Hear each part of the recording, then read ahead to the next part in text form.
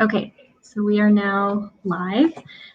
So I'm here with Dr. Martin Cosgro, who has worked in forensic settings for over 23 years, and he's currently working on a book in this area.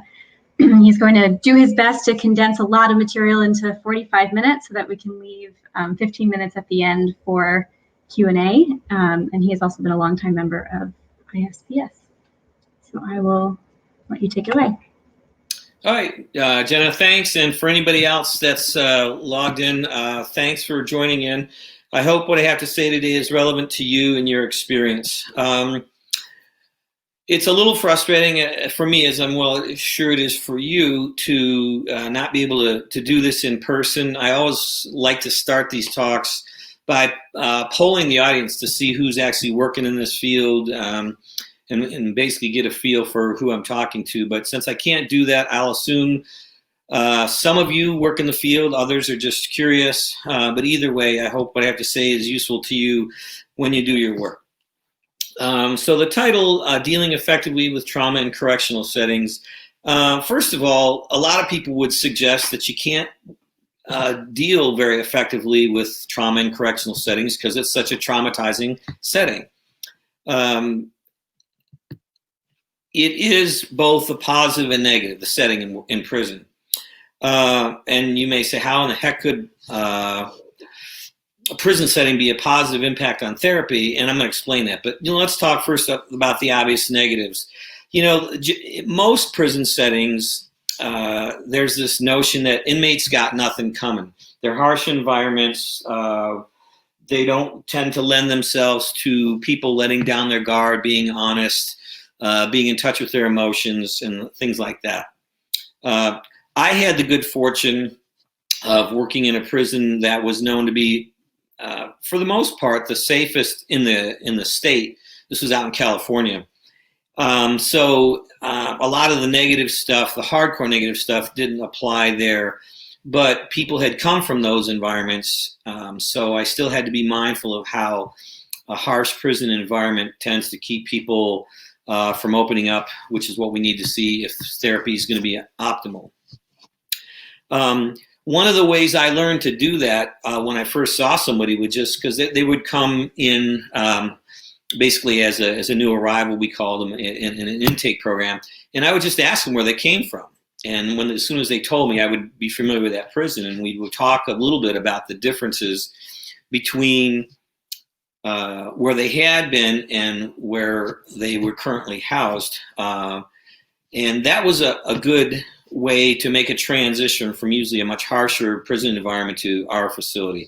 And just to give you an example, the yard that I worked on, inmates, if it was warm weather, could literally be sound asleep in the middle of the yard and not be concerned about anybody hurting them. I'm not aware of any other yard in the state where that was a realistic possibility. So that just gives you a flavor for where I worked. So anyway, the setting makes a great deal of difference. And as a clinician, as soon as you can convey to them that you understand what their experience is now, in the here and now, in the particular setting they're in, and how it may be different than other places they've been, they're much more likely to find you somebody that they can begin to trust. Let's see. So some of the negative impacts of a lot of prison environments are that it's not okay to talk to staff. It doesn't matter if you're correctional staff or a clinician or a healthcare provider. There's this notion at a lot of prisons where you just don't do that. And if it is discovered that you have been doing that, it can be harmful to your health. So if somebody works in an environment like that, it's imperative that you understand that and help your client manage those realities. I was surprised over the years to see how many clinicians were kind of naive to the realities of prison life. And I always worked very closely with my interns to make sure that they understood the significance of the environment that they were working in and that the inmates lived in. So just because what looks like good therapy and would be good effective therapy in a kind of traditional like outpatient setting may in fact put inmates at risk. So you have to be very sensitive to the environment that this is happening in. So, and we could go on and on about negative aspects of a prison environment. A lot of it's pretty obvious. I just wanted to touch briefly on that. Positive aspects, there are. The fact that it is a negative environment is actually positive in therapy, in that it tends to directly or indirectly replicate much of what their life has been. Now, you could say, well, that's just re-traumatizing, and it can be if you're not dealing with what it's like to live in that setting. But if you help the inmate deal with the fact that it is a threatening environment where it's not clear who you can trust, how much you can trust, and just basically all the nuances of trying to be safe in a correctional setting. If you're not dealing with that, it's threatening. But if you are, you can now, as you identify negative aspects of the prison environment, you can help as you explore the individual's past. You can draw parallels, and it's actually, I found, a very helpful parallel, because a lot of these guys are closed off to their past for good reason. It's painful, like in any therapy, and they don't necessarily want to go there and don't see the value in going there. But when you can kind of matter-of-factly point out that, you also grew up in a toxic, controlling environment where you didn't feel safe, just like it is here, it starts to hopefully open the door for them to develop some insight in terms of their own psychodynamics, which I guess I should have said in the outset. I'm very psychodynamically, if not psychoanalytically oriented in my work. I find that work happens effectively, whether it's in prison, state hospitals, residential settings, outpatient settings. I've used those principles to great benefit in all those various environments. So what I want to do as we go along here is kind of develop a case. It'll be a hypothetical case, but surely it's based on guys that I've actively worked with over the years, bits and pieces from one person or another. So the next thing I want to cover is layers of trauma that contribute to psychosis. So let's talk about a hypothetical case. Let's say our inmate is an early 30s African-American individual who grew up in South Central LA. All right, earliest layers of trauma that can contribute to psychosis. One other thing I'll say, which we're kind of past preface, but to preface this, is that these ideas that I'm talking about today are relevant wherever you work. They're especially important in prison, but any outpatient work or inpatient setting, any place where you do this work, all these concepts apply very directly. So, first layer of trauma, in utero. Some of the old school analytic types were taught that because the brain wasn't fully myelinated while you were in utero, that any trauma that was experienced didn't get recorded in the brain. That's not my personal experience nor professional experience. If your mother is the person that's carrying you, if she is addicted to substances, when she's ingesting toxic substances, it can feel to a fetus like the world's trying to kill you. And that's not a good way to get your initial impressions of what being alive and what the world might be like. If mom does alcohol, if mom is physically very ill, she's experiencing trauma of any kind, if mom is very stressed, depressed, angry, anything that's upsetting to any of us would equally be upsetting in a much less understandable way to the individual, to a fetus. It's just kind of a global vibe that you get when you're in utero. Now, if everything goes great after you're born, in utero trauma may not have a significant impact if it's not reinforced. But if after you're born, again, your mom's, we'll just stick with drug addicts. She's a drug addict. So there's times when she's not attending to your needs, emotional, physical, or otherwise. So you go hungry, you go in a wet diaper, you just feel abandoned at times because mom's not available to you. Those are things that start to reinforce the notion that the world's not a safe place and you can't count on getting your needs met. So those are just two layers, and you've just been born. So let's go on. Let's say I said South Central LA. That's known to be an area that has lots of gangs, and certainly lots of guys that I work with were from South Central LA. So when you're in those environments, people are getting hurt. It wasn't uncommon in the 80s, 70s, and 80s to hear gunshots. Particularly on Friday nights and Saturday nights, all throughout many of those gang-infested neighborhoods. And so again, this is another layer of trauma where you're not safe. Before you're actively in a gang, you get it that you live in a gang-infested area and your life could be in jeopardy at any given time if you happen to be in the wrong place at the wrong time, or a stray bullet comes through your house, which happens. So again, talking about this hypothetical case where this guy's now, pre-adolescent, and he's already had 3 layers of trauma, significant layers of trauma that make him believe that the world isn't a safe place. So somewhere along the line, let's go ahead and roll in various forms of abuse, be it physical abuse, emotional abuse, sexual abuse. By the way, sexual abuse is much more common with men than most people realize, and I think particularly so in the prison population.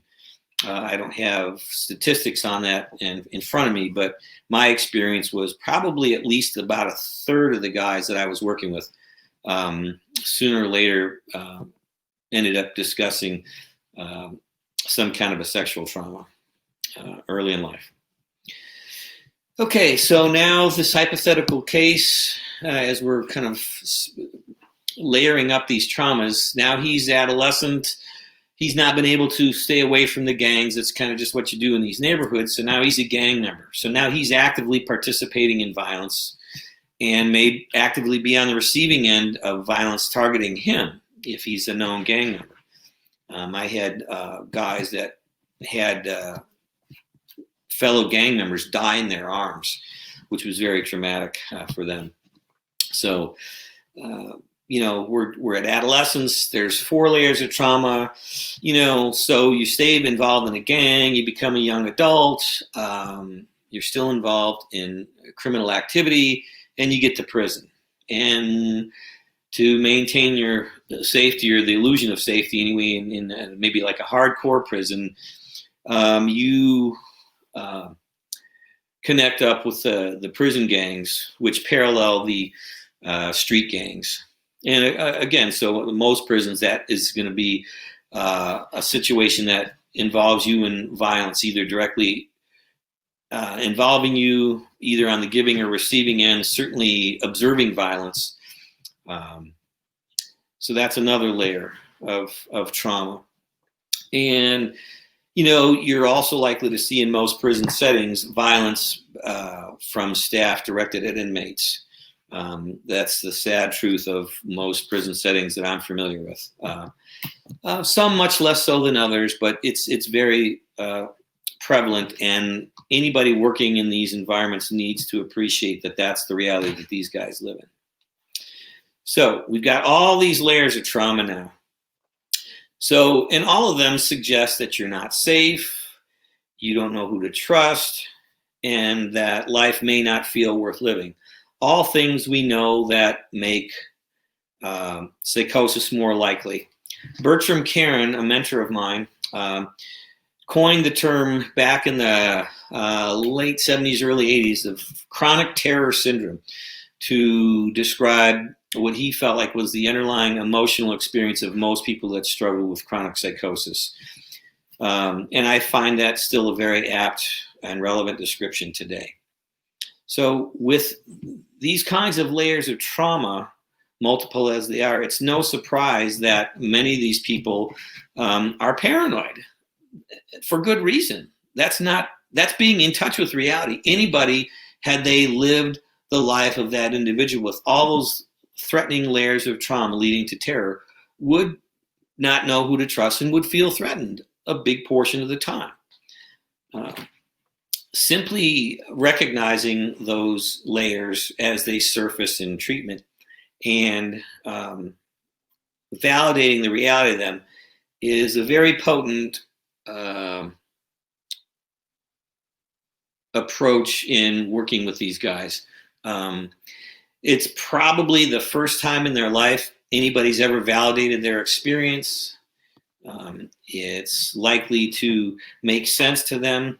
And what's interesting, again, whether we're talking inmates or other psychotic folks that you may be seeing in outpatient settings on the streets, as their trauma and their lived experience becomes more conscious to them, almost always, if done supportively, the intensity and frequency of their psychotic symptoms begins to diminish, and in time can completely resolve. I've experienced that in a number of settings,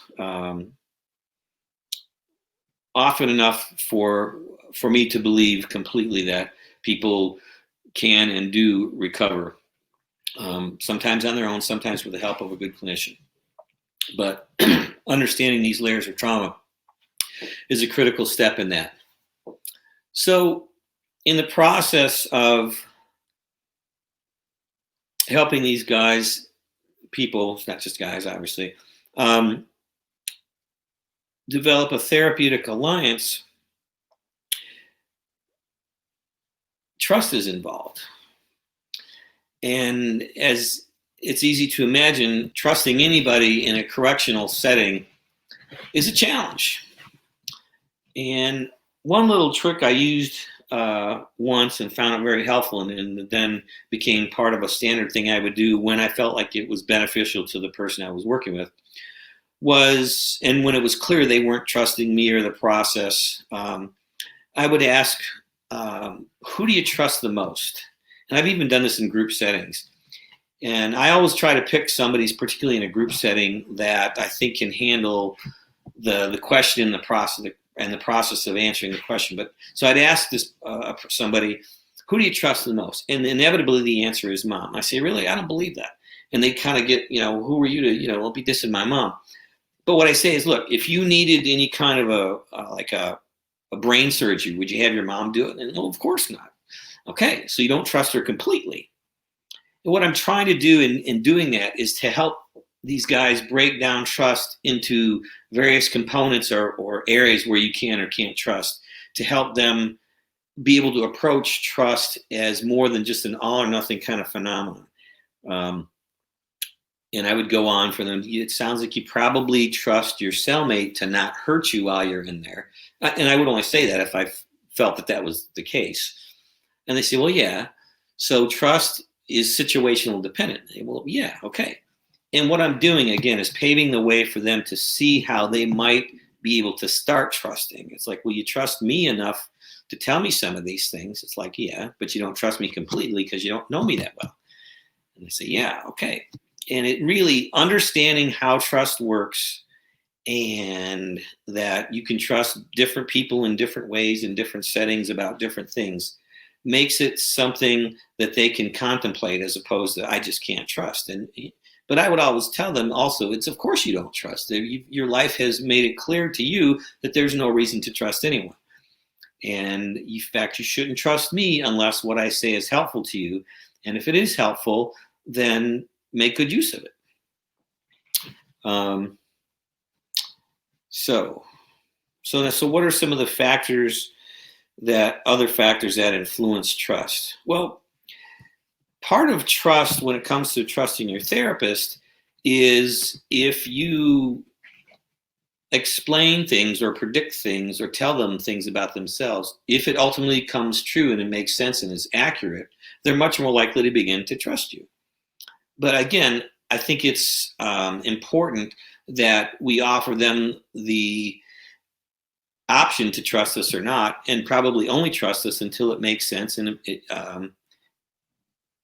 you feel like it's your choice. I think it's rather naive for therapists to just kind of non-verbally suggest, well, of course you should trust me. I'm here to help you. Well, how many times has there been somebody in their past, be it a caseworker, maybe a past therapist or a probation officer or whoever it may be, the police, who has been there in their past where they should have been able to trust those individuals and ultimately they weren't, obviously starting with parents and family.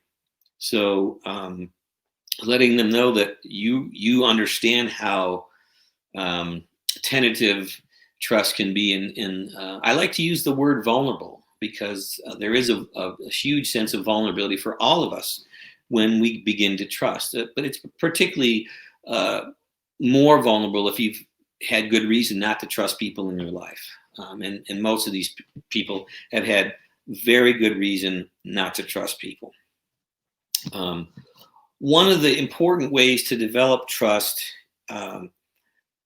in prison is to validate their experience in prison.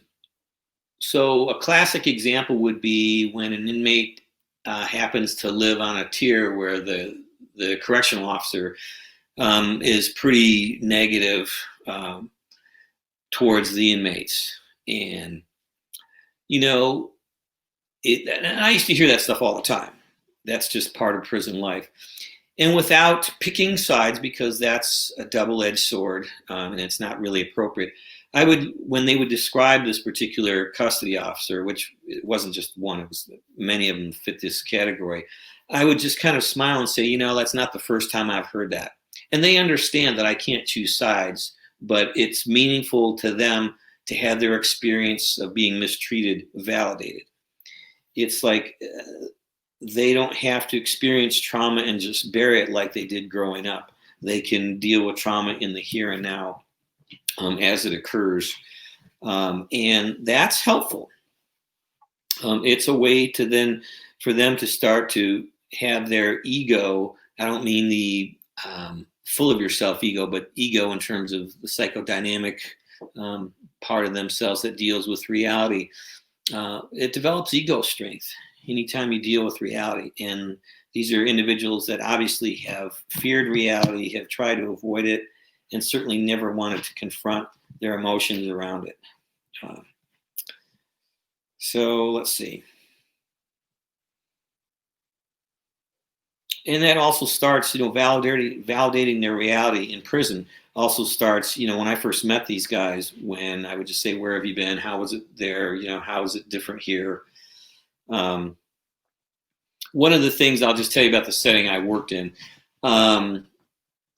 This was a setting where there were low-level gang stuff, but it wasn't, stabbings were rare. I mean, I was there 14 and a half years at this prison, and I worked at a state hospital and some other places, but less than one stabbing incident a year where I worked. So that's, as you can imagine, that's a pretty safe environment.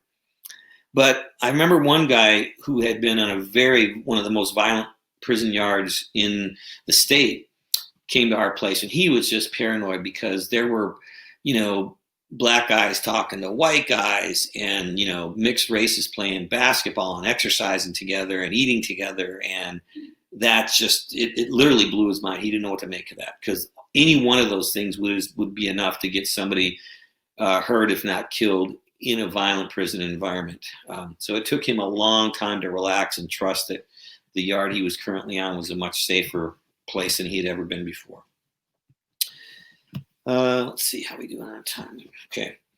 Let's talk a little bit about contraindications for exploring trauma. Generally speaking, dealing with trauma with people that are psychotic, it's, first of all, for people to resolve it, their psychosis, it has to happen. These are people that have struggled with trauma of all sorts throughout their life. But you need to know when to slow that process down or stop it. So it's not a do deal with trauma or don't deal with trauma. It's pay attention to how the process is going. And it may seem obvious, but there are people that can take things out of context and figure out, well, yeah, we got to go get at the bottom of this. And, people need to feel safe. Which, by the way, let me say this in terms of feeling safe. And I could go off on a tangent. It would be a whole nother presentation. But understand moral development, or superego, as Freud talked about it, ultimately is rooted in safety. The only reason we do choose to follow the rules, those of us that do, it's because we feel safe and loved, and we don't want to lose the love and safety provided to us. If you've never felt love and safety and security, then there's no need to play by the rules, because you got nothing to lose. So the safer you can make the setting, which may not be more than simply talking about it and helping them process their emotions about how unsafe a setting it is, that in itself provides a certain amount of psychological safety. And that can go a long way in terms of their character development. So how do you know when you're kind of pushing too hard and dealing with underlying trauma? Well, first of all, they can just become more psychotic. And that's regardless of the environment, whether you're working in an inpatient setting or a private practice, or obviously in a correctional setting. If you're pushing too hard and you're pushing on things they're not ready to deal with, they're likely to become more psychotic. So if that's happening, stop. Obviously. But it's important to do that. Some of the early signs that people aren't ready to deal with this is if you hit on a new topic and people start staring away. That's their way of looking for an escape. And sometimes literally. I mean, I've had colleagues that were badgered people so much that they would flee an office because the clinician was just too intrusive. And that's really sad. It doesn't need to resort to that. So obviously an increase in psychosis, agitation, if somebody was fairly calm and now they're kind of getting more sweaty or flushed, or flushed, they could be more agitated, or they can actually become more ashen looking, where they're just like terrified. Different people have different reactions in that way, but, or they can start to fidget. I can remember some clients over the years that I knew by all of a sudden the toe tapping started, that it was time to kind of back off and not necessarily change topics, but slow down and talk about how it felt to talk about whatever it was we were talking about. And if need be, talk about something else that was less threatening. So a vulnerability is another thing. Now, that's not a word or a concept that they're likely to directly convey, but if you hear either from a tier officer or somehow become aware that this is a guy that used to spend a lot of time on the prison yard and now is not, there's a good chance that maybe they're feeling more vulnerable. Now, if there's nothing going on in prison and their psychosis per se isn't worse, it could just be that they're feeling more vulnerable because what's going on in therapy. So one of the things I do with somebody like that is I'll particularly in a prison setting, it's very important. I will say, look, you may, because of what we've started talking about recently, you may feel more vulnerable. You may feel more afraid to come out because you're kind of letting your guard down in here. And so if you need to stay in your cell a little bit more to feel safe, or to, whatever you need to do, do that. But I let them, I label it vulnerability when they can tolerate that word, so that they understand it's normal. And if you don't do that, particularly psychotic folks, if you don't label the vulnerability, they'll just assume that coming to see you is making them worse, when in fact vulnerability and the unpleasant and the anxiety and other unpleasant feelings associated with that, they'll learn that it's just a normal experience, and it's just part of the process. It's like, if you were a personal trainer with somebody, you'd be rude not to explain to them that, like particularly after a first workout or, the first few workouts, that, look, you're going to feel tired and stiff, and your body's going to be hollering at you, after this first session. You will adapt, and in time it won't bother you as much. But until then, it's going to be stressful for you and your body. And it doesn't mean you need to give up or slow down. It just means that's a predictable byproduct. It's just like if you were a cardiologist and doing bypass surgery, you would need to explain to people that after surgery, you're going to have lots of pain. Your chest is going to be sore. You're not going to want to move around so that you don't disturb, the repair process in the chest, your rib cage and all those things that get displaced in those kinds of surgeries. So basically, it's good to let people know what they can expect. Again, that also goes back to trust. If what you say turns out to be true, they're going to start to trust you more because what you said came true, and thus your word means something to them. If somebody, going back to contraindications, if somebody's more angry, if they're acting out more, that's obviously a good sign to tell you that you need to maybe back off what you're talking about.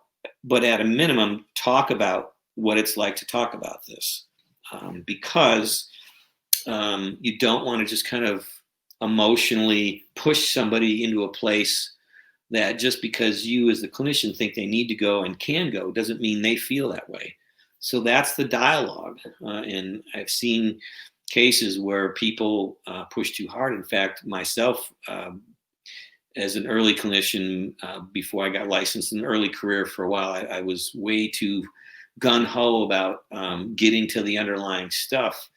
And ultimately what can happen is the defense that you could leave somebody with, and the only one that knows that they know can work for sure, is just to not show up.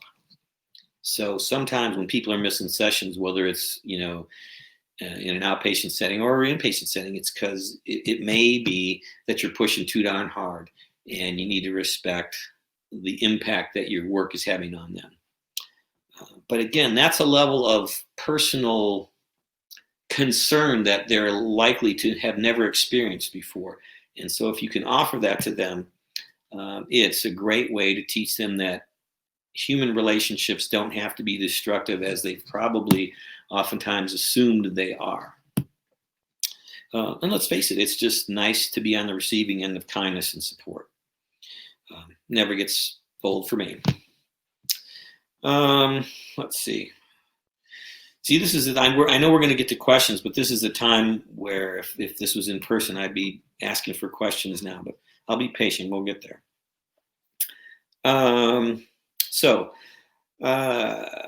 How might one increase ego strength? Because obviously when we're talking psychosis, ego strength is typically something that people that struggle with chronic psychosis are lacking, for good reason.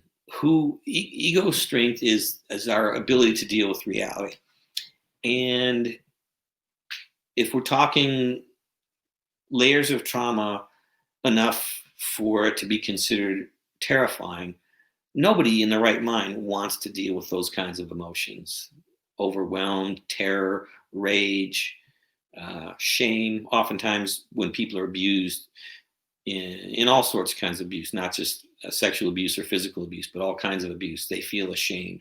Like, what kind of a disgusting individual or undeserving individual must I be for people that are supposed to love me to treat me this way? That's shame. And it's a very deep emotion, and one that needs to be dealt with when the time is right, when you're dealing with somebody that struggles with psychosis or any trauma that leads to real impairment. So one of the things I learned early on in terms of developing ego strength was I would simply ask them, when I could tell they had trusted our therapeutic alliance to kind of get into some material, but I could tell they kind of felt, if not overwhelmed, a little over their head. It was like, wow, this is a whole new world. What the heck do I do with it? And I would just stop and say, hey, what's it like to talk about this? And it's interesting. That's a very, very reassuring question, because by asking the question, you're saying, look, I can see that this therapy stuff we're doing, what we're talking about, is stressful for you. And I want to understand how it is that I'm having this effect on you, because we can negotiate that. And when people that are really stressed out and find it, and they can articulate that it's really, really hard to talk about this stuff, I say, look, we can go slower if we need to. And I'll even joke sometimes. Look, we can talk about the weather if you really need to.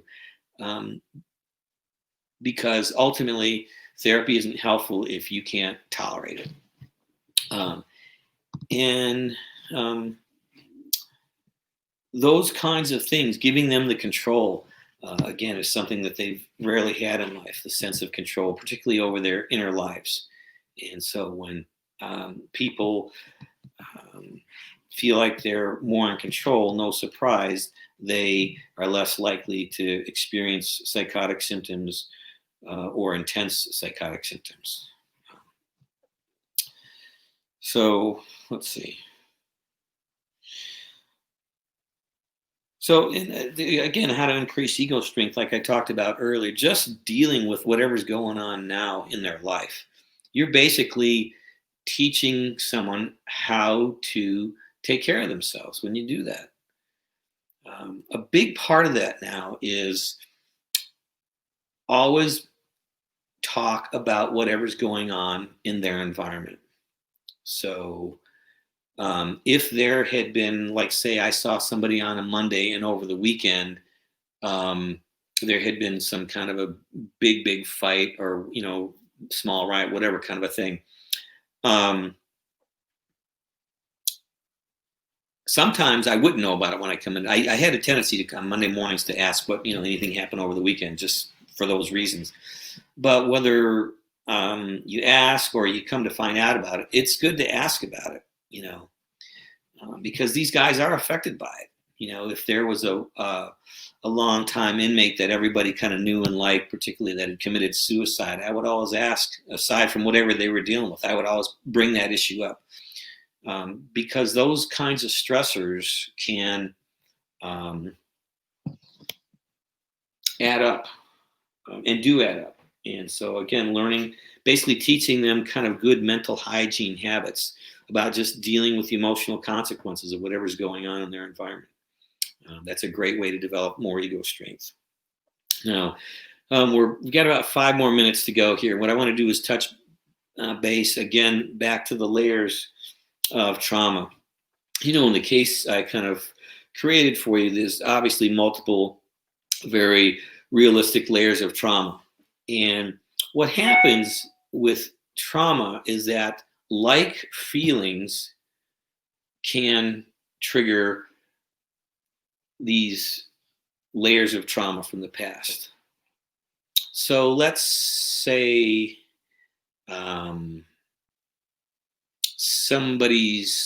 let's say our hypothetical case, let's say his father was also a gang member, and had the kid young. And when the kid was, let's say 7 years old, and happened to see his father get killed out in front of the house in a drive-by shooting, and how terrifying that would be and awful. And yet it's easy to imagine that just kind of getting buried. Well, and so maybe, 20, 30 years later, the guy's in prison or just whatever. And so he sees a friend, maybe a cellmate or somebody he kind of knew on the yard, gets beat up, maybe not killed, although certainly could be killed. That happens in prison. And now all of a sudden he's acting like a 7-year-old. Well, he doesn't know that this thing that happened 30 years ago, 20, 30 years ago is getting activated, but the feeling, the sadness and the horror of seeing a friend hurt today can easily trigger that prior layer of trauma. And it's important to recognize those layers and how those trigger. And that's true for all of us. Obviously we need to be mindful of that with our clients, but the same way with us, a relationship that goes sour may trigger a bunch of feelings from an earlier relationship in our life that we're not conscious of. And yet, so we're reacting as if we were back at that age when the initial trauma occurred. And by the way, when past trauma does get triggered, it tends to bring with it all the emotions, all the thoughts that are associated with it, but also the developmental level. So let's say in this particular example, like somebody was 7 when they had this trauma happen. Well, we know things about how 7-year-olds think and don't think because they're 7. And so, if you're thinking to yourself, as a clinician, if this person would just stop acting like a 7-year-old, and deal with this more like a grown-up adult, they wouldn't have so many problems. The thing is, they're re-experiencing something that was consuming to them when they were 7. And when you see somebody acting in that way, again, it doesn't matter where you work, that's a good indication that something from that age, if somebody's acting like a 7-year-old or a 2-year-old, there's a good chance that something from those ages, 7 or 2, is getting triggered without them being aware of it. So being able to be mindful of those things and respond to it meaningfully is important. So let's see, that's layers of trauma. Another trauma that we can talk about, especially with regard to layers, is when they trusted somebody in the past that was there to help. Let's say a clinician. It's very, very, very important on intake, or when you first get to know these people, to inquire about those things, because oftentimes, in my experience, they have experienced clinicians in other settings, or potentially in the settings that I've worked at as well, that were less than helpful. And, they trusted them, and then somebody did something, put something in a report they weren't expecting or whatever, and it ultimately was traumatizing. And they may have good reason not to trust you because you're just another clinician like, the last, guy or the last half a dozen clinicians have treated them. So it's always good in any setting, but I would say particularly in forensic settings, to inquire about their history of treatment. Obviously, if treatment has gone well and they've had good experiences, it's a good thing, and it's good to make note of that. But if it's not been helpful, it's been hurtful, their trust has been violated, they've been manipulated, lied to, whatever else can happen, it's important to also discuss that and help them explore how that's impacted their expectations and their willingness to trust. Again, I think it's important not to assume they should trust us. That's, I think, rude on our part. I think it's intrusive. They have good reason not to trust us, given what their typical life experiences have been. Trust is earned, not to be assumed.